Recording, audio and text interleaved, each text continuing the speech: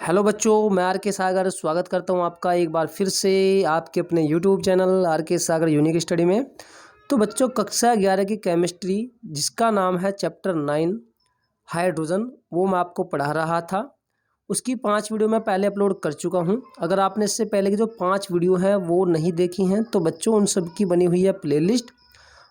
आप प्लेलिस्ट में जाकर उन सभी वीडियो को देख सकते हैं। अगर आप वीडियो 1 से हमारी क्लास को देखेंगे तो डेफिनेटली आपको जो हमारी द्वारा क्लासेज यहाँ पर प्रोवाइड कराई जा रही हैं वो डेफिनेटली समझ में आएंगे। ओके। और मैं एक बात आपको बताऊं कि जो भी वीडियो हम अपलोड करते हैं अपने इस यूट्यूब चैनल पर, उसमें जो भी टॉपिक हम आपको पढ़ाते हैं आपको उसका संपूर्ण नोट्स मिलेगा, जो कि बहुत ही आसान लैंग्वेज में होगा। ओके। तो चलिए शुरू करते हैं हम आज की क्लास। और जो आज की क्लास है, आज की क्लास में हम जानेंगे कि भारी जल क्या होता है और भारी जल को बनाने की विधियां कौन कौन सी हैं जिनसे एग्जाम में क्वेश्चन आते हैं। ओके। तो देखिए बच्चों, भारी जल, इसका जो अणुसूत्र होता है वो होता है D2O। ओके। तो भारी जल का अणुसूत्र होता है D2O। अनुभार होता है इसका 20। ओके, मैं आपको बता रहा हूँ। तो भारी जल की खोज यूरे तथा वाशबर्न ने की थी। तो 2 वैज्ञानिक थे जिनका नाम, एक का नाम था यूरे और एक वैज्ञानिक का नाम था वाशबर्न। इन दोनों वैज्ञानिकों ने मिलकर जो है भारी जल का निर्माण किया था। तो इसकी खोज का श्रेय, अर्थात भारी जल की खोज का जो श्रेय है वो यूरे और वाशबर्न को जाता है। ओके। और इसके लिए इन दोनों को जो है नोबेल पुरस्कार भी मिला था।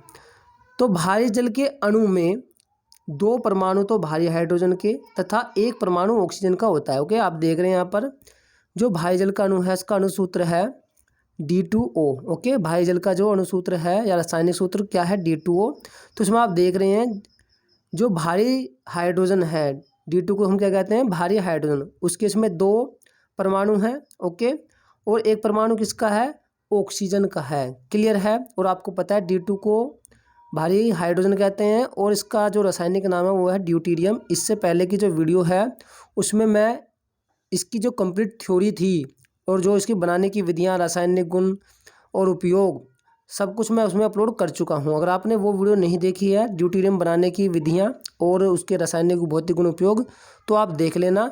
जो जो 5वीं वीडियो है वो वही है, ड्यूटेरियम अर्थात भारी हाइड्रोजन गैस बनाने की विधियां, उसके भौतिक गुण, रासायनिक गुण और उपयोग, वो सारा का सारा जो टॉपिक है मैंने एक ही वीडियो में उसे कवर कराया हुआ है। ओके, चलिए देखते हैं आगे।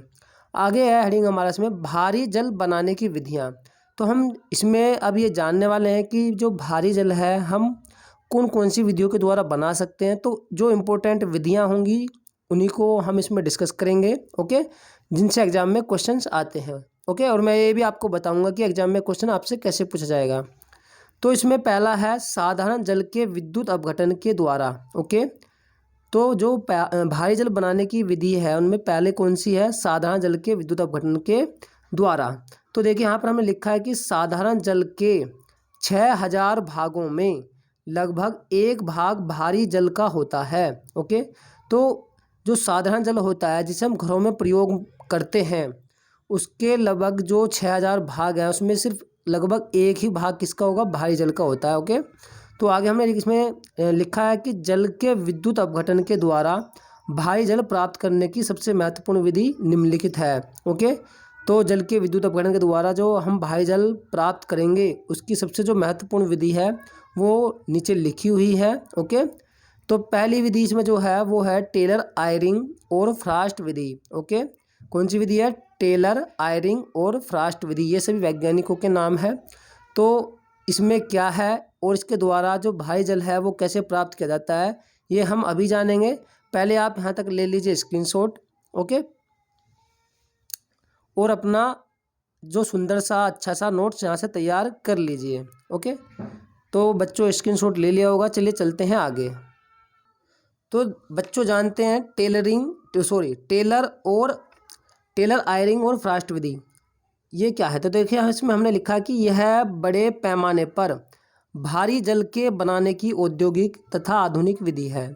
मतलब आधुनिक विधि का मतलब क्या है, आधुनिक विधि का मतलब है जिसका प्रेजेंट टाइम में प्रयोग किया जाता है भारी जल बनाने का। ओके। तो ये औद्योगिक भी है। औद्योगिक का मतलब है इस पर हम जो भारी जल है वो बड़े पैमाने पर प्राप्त कर सकते हैं। ओके, क्या कर सकते हैं, बड़े पैमाने पर या अधिक मात्रा में प्राप्त कर सकते हैं। ओके, ये मतलब होता है औद्योगिक का। समझ में आ गया। तो आगे देखेंगे, टेलर, आयरिंग और फ्रास्ट ने 2310 लीटर, कितना, 2310 लीटर 0.05 N, इसका मतलब है NaOH, इसका मतलब है कि जो विलयन है उसकी जो नॉर्मलता है वो कितनी है, 0.5। नॉर्मलता आप समझते होंगे क्या होती है, जो चैप्टर है पहला ही उसमें पढ़ा जाता है नॉर्मलता। ओके, तो अगर आपको जानना है कि नॉर्मलता क्या है तो क्लास 12 की जो केमिस्ट्री है उसका आपको जो यूनिट 2 है जिसका नाम है विलयन, वो मिलेगा प्लेलिस्ट में। आप वहाँ पर जाके देखेंगे विलयन के सांद्रण की इकाइयाँ। ओके, वो क्लास 12 में भी हैं और क्लास 11th की केमिस्ट्री में भी हैं। क्लास 12th में भी उसमें से 1-2 क्वेश्चन आते हैं और 11th में भी, तो आपको वहाँ पर नॉर्मलता मिल जाएगी। बाकी जो विलन के सांद्रण की इकाइयाँ हैं सारी की सारी वो 11th में भी हैं, आप वहाँ से भी देख सकते हैं, आप भी उनको प्लेलिस्ट में जा करके। ओके, तो 2310 लीटर, ओके, 0.05 N NaOH, अर्थात इस विलन की जो नॉर्मलता है वो कितनी है, 0.05 N है। ओके, इसका मतलब ये है। तो ये मैं समझना, पता नहीं क्या लिख दिया यहाँ पर, N से मतलब होता है उसकी नॉर्मलता। विलयन का विद्युत अपघटन करके 83 मिली, अर्थात क्या, 99.5% है ना, शुद्ध भारी जल प्राप्त किया। 83 मिली या 99.5% शुद्ध भारी जल प्राप्त किया। ओके, एक बार फिर देखना, टेलर, आयरिंग और फ्रास्ट ने 2310 लीटर 0.05 N NaOH, अर्थात विलयन की नॉर्मलता कितनी हो, 0.05 N। विलयन का विद्युत अपघटन करके, है ना, क्या किया, 83 मिलीलीटर 99.5% शुद्ध भारी जल प्राप्त किया। ओके, समझ में आ गया। अच्छा, एक बात आपके मन में शायद आ रही होगी कि सर ये विद्युत अपघटन क्या है। देखिए, विद्युत अपघटन का मतलब होता है अगर हम किसी में विद्युत धारा प्रवाहित करें। ओके, अगर हम किसी भी पदार्थ के अंदर या किसी विलयन में क्या करें, विद्युत धारा प्रवाहित करें और उसमें वो अपने आयनों, वो क्या हो जाए, वो अपने आयनों में टूट जाए और अपने आयनों में टूट करके एक तो चला जाए कैथोड पर, एक चला जाए एनोड पर। ठीक है, उसे हम कहते हैं विद्युत अपघटन। अब आपको समझ में आ गया होगा कि विद्युत अपघटन क्या है। क्लियर, ठीक है। आगे देखेंगे, ये तो हमारी होगी पहली विधि, कौन सी, जो हम बना रहे थे किससे, भारी, जो साधारण जल से आप बना रहे थे हम, है ना, साधारण जल के विद्युत अपघटन के द्वारा। ओके, तो ये पहली विधि खत्म हो चुकी है, साधारण जल के विद्युत अपघटन द्वारा, जिसमें थी टेलर, आयरिंग और फ्रास्ट विधि। ओके, तो ये कंप्लीट हो गई।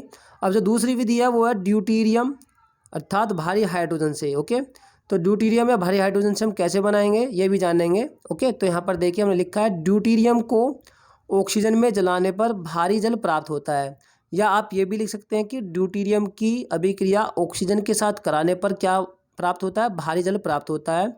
तो हमने यहाँ पर फॉर्मूला लिखा है किसका, भारी जल का, 2D2 + O2। जो भारी जल, सॉरी भारी जल का नहीं, भारी हाइड्रोजन का, तो भारी हाइड्रोजन का फॉर्मूला होता है D2 केवल। ओके, ये जो 2 लिखा है हमने, ये केवल जो समीकरण है उसको बैलेंस करने के लिए, संतुलित करने के लिए यहाँ पर लिखा है।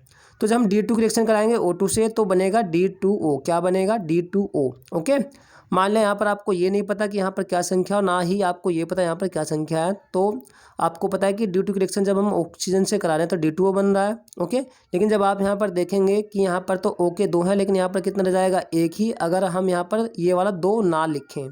समझ में आ रहा है, अगर हम D2 की रिएक्शन O2 से कराएंगे तो बनेगा D2O। ओके, अगर हमने ये संख्या नहीं लिख रहे हैं तो उससे पहले, मतलब ये समीकरण बैलेंस नहीं है, मैं उससे पहले की बात कर रहा हूँ, तो केवल D2O है।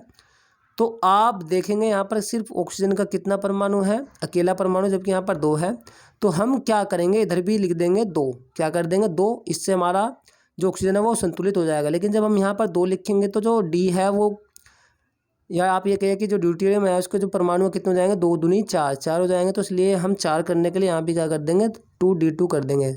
समझ में आ गया। ओके, तो ये आपको समझ में आई होगी। दूसरी विधि जो है, जो ड्यूटेरियम है अर्थात भारी हाइड्रोजन है, ड्यूटेरियम को ऑक्सीजन में जलाने पर भारी जल क्या होता है, प्राप्त होता है। ओके, तो आप यहाँ तक स्क्रीनशॉट ले सकते हैं, बाकी इसका नाम भी लिख सकते हैं। अभी 1 मिनट रुकिए, आप ये लीजिए, यहाँ तक आप स्क्रीनशॉट ले लीजिए। देखिए यहाँ पर मैंने लिखा है D2 अर्थात ड्यूटेरियम और प्लस O2 अर्थात ऑक्सीजन, और रिएक्शन करके क्या बना है, D2O, और इसका जो नाम है D2O का वो होता है भारी जल या ड्यूटेरियम ऑक्साइड, भारी जल या ड्यूटेरियम ऑक्साइड। नीचे है, स्क्रीनशॉट लीजिए, अभी दिखाता हूँ।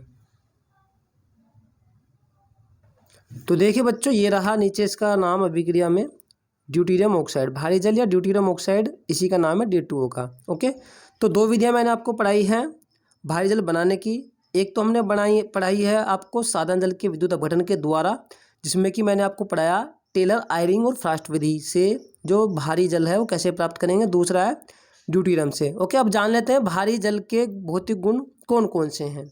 तो नंबर 1 इसमें लिखा हुआ है भारी जल रंगहीन, गंधहीन और स्वादहीन द्रव है। ओके, तो भारी जल कैसा होता है, रंगीन होता है, गंधहीन होता है और स्वादहीन होता है, अर्थात ना तो जिसका कोई कलर होता है। ओके, रंगहीन का मतलब जिसका कोई कलर, जिसका कोई रंग ना हो, अर्थात जिसमें आप जो भी रंग डालेंगे वो उसी का रंग जो है ले लेता है। सपोज कीजिए आपने लाल डाला रंग तो उसमें लाल रंग हो जाएगा वो लाल रंग का। अगर आप डाल रहे हैं हरा तो हरे का, उससे हम कहते हैं रंगहीन। उसी प्रकार से गंधहीन है, ना इसमें कोई गंध है। ओके, आप जो भी पदार्थ उसमें डालेंगे इसमें उसी की जो गंध है वो आने लगती है। उसी प्रकार से स्वादहीन है। ओके, आप इसमें जो भी पदार्थ जो क्या करोगे मिलाओगे इसमें उसी का स्वाद या उसी का टेस्ट आने लगता है, इसलिए हम इसे कहते हैं स्वादहीन द्रव है।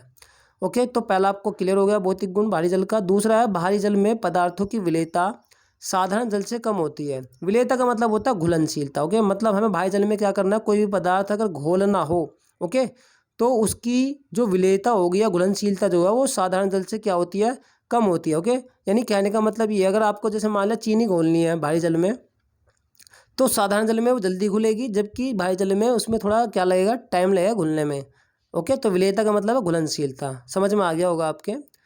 तीसरा है इसका जो क्वथनांक अर्थात भारी जल का क्वथनांक 547 केल्विन होता है। कितना होता है, 547, 547 केल्विन होता है। और नंबर 4 है इसका हिमांक 549.8 के होता है। ओके, हिमांक का मतलब आप समझते होंगे, वह ताप या वह न्यूनतम ताप जिस पर कोई पदार्थ जमे उसे हम उसका क्या कहते हैं, हिमांक। और क्वथनांक जिस पर कोई पदार्थ क्या हो, उबलना प्रारंभ कर दे या उबल जाए, उसे हम क्या कहते हैं, उसका क्वथनांक कहते हैं। ओके, तो हिमांक भी आपको समझ में आ गया होगा और क्वथनांक भी। ओके, तो बच्चों जल्दी से लीजिए स्क्रीनशॉट।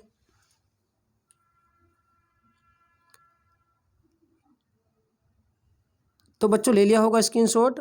तो बच्चों ये थी आज की हमारी क्लास, जिसमें मैंने आज आपको पढ़ाया भारी जल बनाने की विधियाँ, और इससे अगली वीडियो में मैं आपको पढ़ाऊँगा भारी जल के रासायनिक गुण। ओके, तो हमारे चैनल के साथ में बने रहिए, जुड़े रहिए। और हाँ, अगर आपने अभी तक हमारे वीडियो को लाइक ना किया, लाइक करें, कमेंट करें और हमारी वीडियो को अपने सभी साथियों में शेयर भी कर दें। और अगर आप चैनल पर नए हो तो चैनल को सब्सक्राइब जरूर कर लेना, जिससे कि हम जो भी वीडियो अपलोड करें उसका नोटिफिकेशन आपके पास समय से आता रहे। चलिए मिलते हैं नेक्स्ट वीडियो में।